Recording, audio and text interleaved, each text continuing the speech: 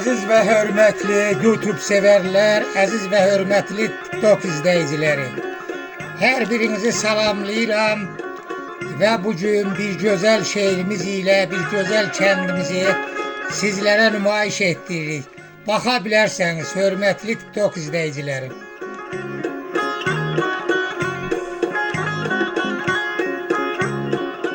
Baş sarı tel havasında şair yazır ki bütün her diyarın gözüdür bura. Qaysaqlı qaymaktı, baldı bu yerler. Ana kimi hey qoynunda bəslədi, şirin laylamı da çaldı bu yerler.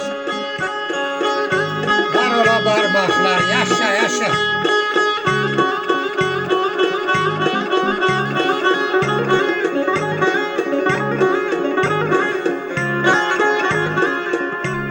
Parlak bir ulduzdur, güneşti aydı.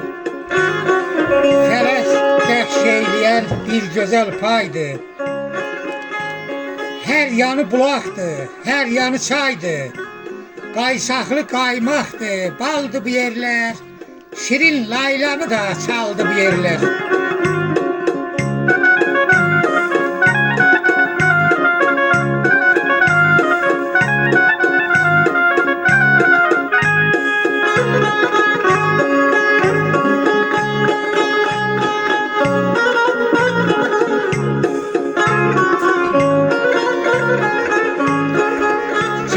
Burada turlamışam derdimi, derme için gül çiçeği birdimi.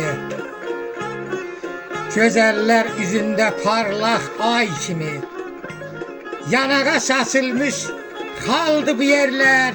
Şirin laylamı da çaldı bu yerler.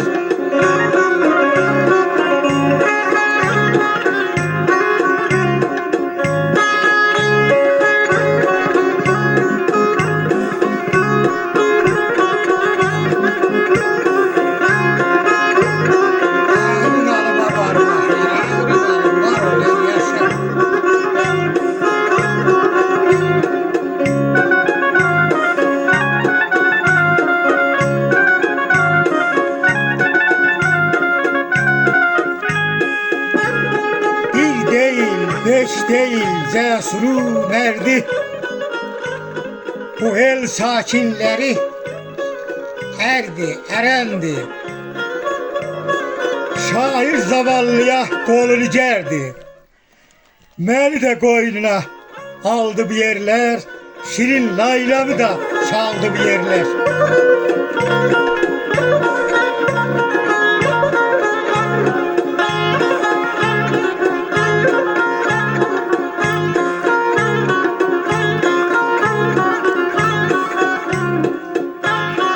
Yavaş yavaş elden çıktı gençliğim. 50 yaşa gele gele qocaldım.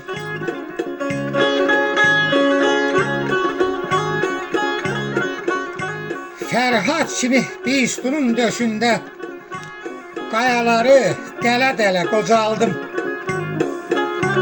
Qayaları dele dele qocaldım.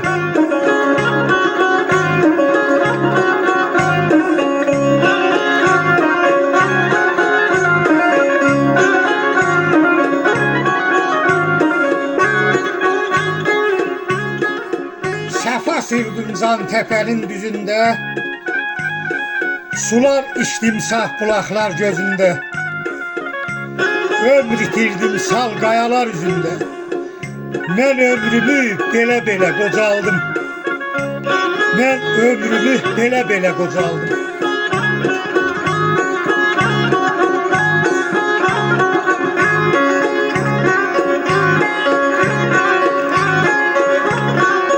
Zavallı tabir de genç olabilmez, felek de bu derde çare bulanmaz. Keçen günlerimi qaytarmak olmaz, verdim ömrü səba elə, qocaldım.